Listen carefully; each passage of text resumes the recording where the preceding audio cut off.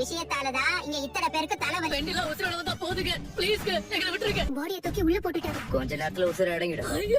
வெண்ணிலா அவங்க suicide attend பண்ணி hospital இருக்கிறதா நியூஸ் வந்திருக்கு. எப்போ சாக வேண்டியது, ஏதோ மறுஜென்மம் எடுத்த மாதிரி வந்தா இப்போ. மகாநதி அடுத்து வர எபிசோட்ல முடிஞ்ச அளவுக்கு எப்படி எல்லாம் இந்த கதையை கொண்டு போகணும் அப்படி கொண்டு போக பாக்குறாங்க.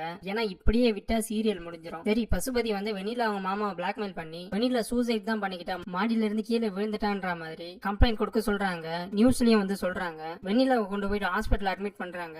அப்ப வெண்ணிலாவுக்கு முடிப்பு வரல. கண்டிப்பா அவங்க திரும்பவும் வந்து கோமாவுக்கு போயிட்டாங்கன்ற மாதிரிதான் செய்தியும் வரப்போகுது. ஒரு பக்கம் விஜயால தான் இந்த பொண்ணுக்கு இப்படி ஆயிடுச்சுட்டு மகளிர் சங்கம் எல்லாம் முன் வந்து ப்ரொடெஸ்ட் பண்ண போறாங்க. விஜய வந்து அரெஸ்ட் பண்ண சொல்லி கேட்கவும் போறாங்க.